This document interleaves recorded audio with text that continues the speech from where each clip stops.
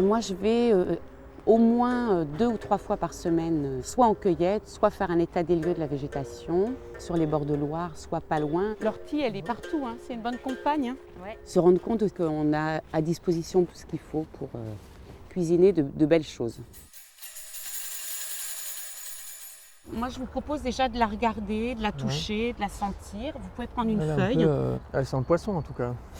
Ah, ça c'est très intéressant parce que on l'appelle, c'est rare quand on me le dit d'emblée comme ça. Sur le maquereau là, ou sardine là. On l'appelle la sole végétale. Ah ouais. On en fait, alors ce midi on va en manger parce que c'est un délice, vraiment un délice. Donc c'est la consoude. C'est rigolo parce que je me dis, j'ai l'impression qu'en cueillette, je serais toujours en train de grignoter quelque chose. Nos origines parlent certainement, nos origines de cueilleurs.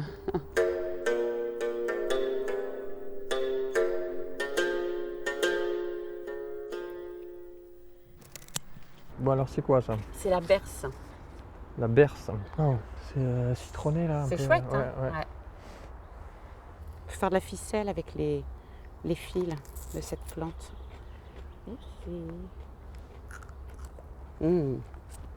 Oh, c'est bon. Ouais. Moi, j'adore du fenouil en fruits. C'est désaltérant. Hein. C'est bon. Hein. C'est bon. Hein. Si vous avez soif, perdu dans la nature, vous marchez des kilomètres. Les gens en général disent oh, j'imaginais pas du tout que je pouvais cueillir autant de choses, qu'il y avait une telle abondance.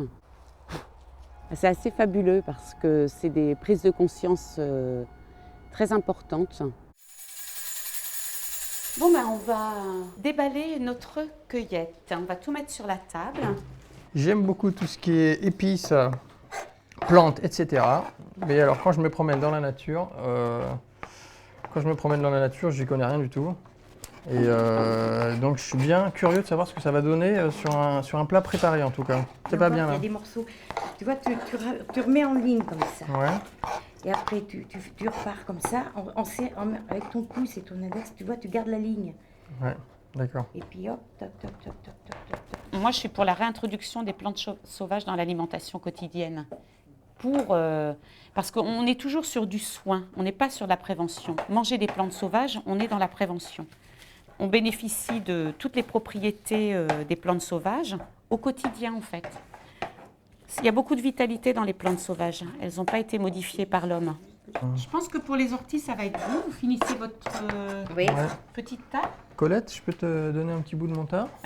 T'en as déjà pris un petit bout? Je vais mettre ça direct sur la table. Hein. D'accord. Je vais en faire 3. Je souhaite vraiment à chacun d'avoir cette expérience qui est quand même une expérience aussi très poétique. Ils sont bien dorés là.